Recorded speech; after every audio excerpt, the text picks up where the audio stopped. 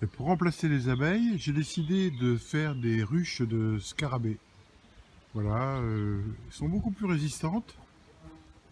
Hein, c'est des scarabées, hein, parce que comme abeilles, alors elles sont beaucoup plus résistantes au glyphosate. Hein, vous voyez, elles butinent. Donc tout en butinant, elles pollinisent les fleurs. Hein, voilà, c'est assez extra. Hein, voilà, en voilà deux. Hein. Deux femelles scarabées, on les reconnaît très bien, disons, à leur couleur verte. Les mâles étant plutôt noirs. Hein, voilà. Voilà. Ils sont un peu visés. Voilà. C'est peut-être une solution pour sauvegarder l'humanité. Quand toutes les abeilles auront disparu, ben, il restera peut-être les scarabées. C'est une solution peut-être qui peut être mise en œuvre.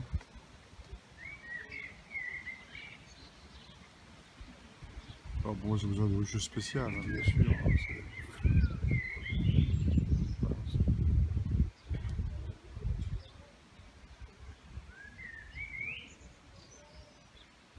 voilà.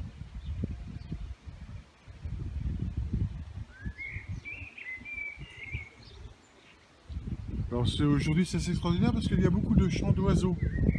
Hein, ça faisait un petit moment que j'en avais pas entendu. Alors est-ce qu'il y a eu de bonnes couvées cette année? C'est-à-dire que est-ce que les petits oisillons ont pu se développer et proliférer? Et il y en a beaucoup plus que l'année dernière. Ça c'est tout à fait évident. Ou est-ce que tout simplement les produits qui sont mis dans les vignes et puis la vague du bio dans les vignes fait que bon sans doute qu'il y a beaucoup moins de produits perturbateurs. Donc un retour des insectes qui sont quand même la base de nourriture des oiseaux, il faut bien le dire. Ah, vous pouvez les entendre chanter, là, voilà. Là, c'est formidable. Formidable. Très très bien. Très, très bien. Alors, on va aller un peu plus loin. On va aller un peu plus loin pour voir si on trouve quelque chose d'inattendu. Hein, voilà, tout est filmé en live, comme on dit. Hein, voilà. Il n'y a pas de plan précis. Bon, il n'y a pas un soleil extraordinaire aujourd'hui, c'est plutôt nuageux. Hein. Alors, on va se rapprocher de l'étang. On va se rapprocher des temps en espérant. Ah, la chute est un petit peu bouchée. Chute, reste bouche, hein, voilà. Le bassin.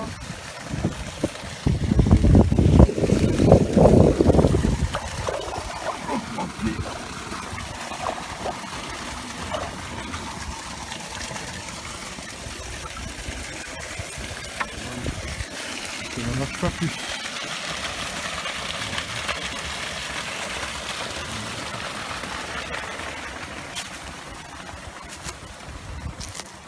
Voilà.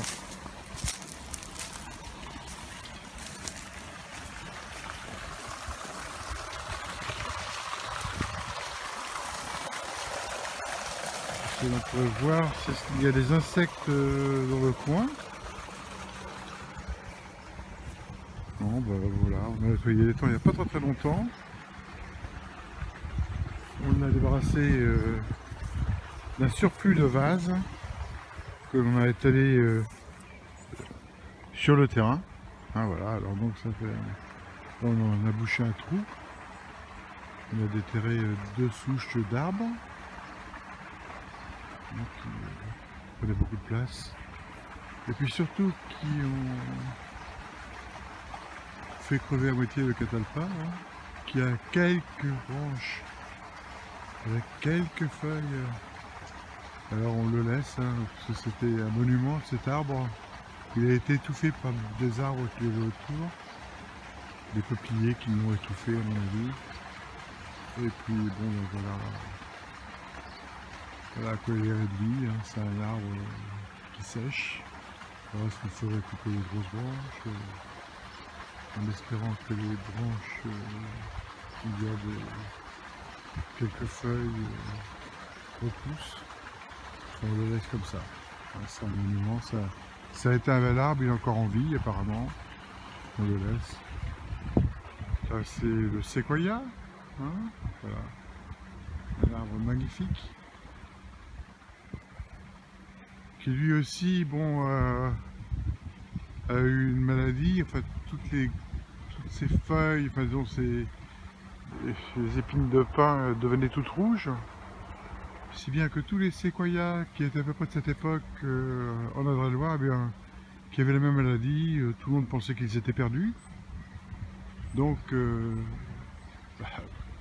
les experts ont jugé qu'il fallait les abattre.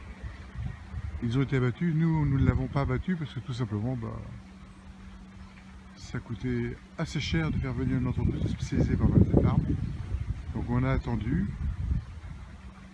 Et cet arbre s'est guéri tout seul.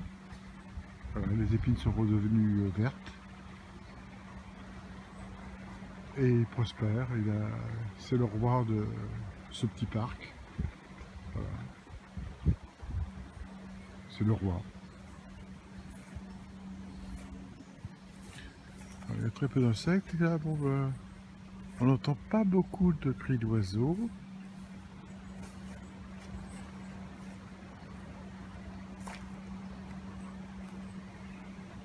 On arrive derrière le magasin. Hein, on a été contraint il y a 30 ans de louer une parcelle où un magasin a été construit et les ressources que nous procure la location nous permet de garder cette propriété. Voilà.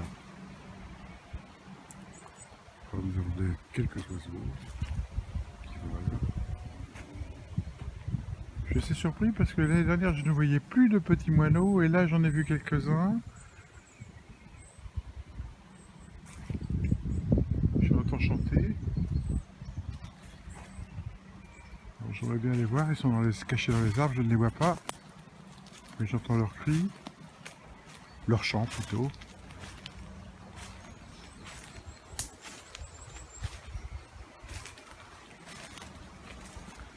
Voilà. Les temps.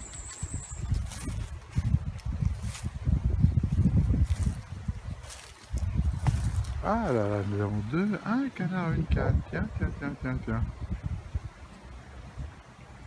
Un couple de canards et de cannes. Ah bon, j'aurais fait peur. Oh, ils vont revenir, je pense. Ils ont décidé sans doute d'habiter dans le coin. Ils ont dû faire un nid pas loin. Où est-ce qu'ils ont fait leur nid? Je vais voir.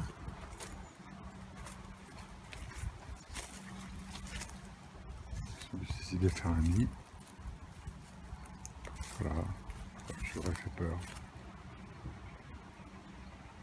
C'est comme ça. Voilà.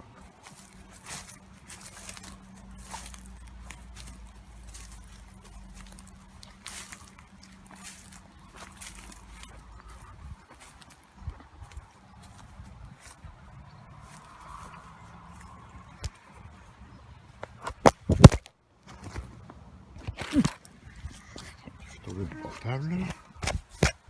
Heureusement, il est tombé sur la terre ferme.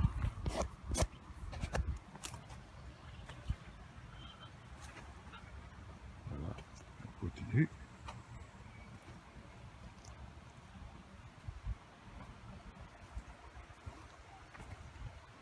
Bon, il n'y a pas de chose particulière à filmer. Hein.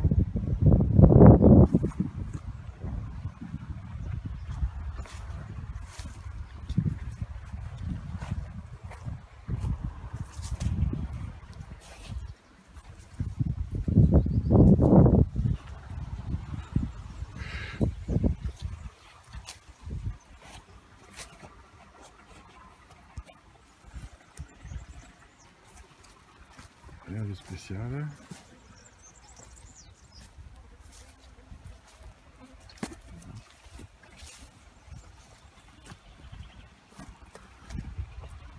On sort le bout de l'étang et on regarde la chute.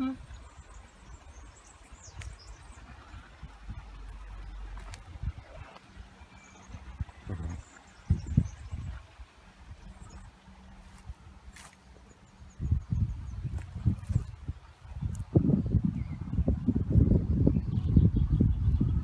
C'est un arbre, un pommier. Puis là nous avons un cognacier.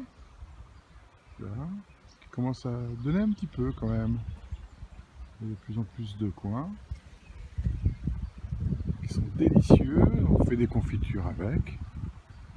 Alors, au niveau des confitures, nous on a trouvé une méthode très simple. On ne fait plus l'extraction de gelée de coin.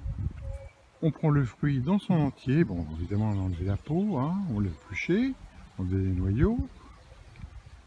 On le fait cuire, on l'écrase et on le met globalement avec un peu de sucre et hop, terminé. Ça nous fait une purée de coin. C'est vraiment délicieux. Voilà, c'est délicieux. C'est le matin avec une petite tartine de beurre, un petit peu de coin, un bon café au lait. C'est excellent. Voilà. Tiens, un cerisier là qui a poussé que je ne connaissais pas. Ouais, les cerises ne sont pas encore prêtes. Voilà, c'est un cerisier assez tardif. Hein, voilà, ça fera des clafoutis. On va peut-être quoi faire un petit clafoutis, ce cerisier. Il y a peut-être de quoi faire un clafoutis. Excellent.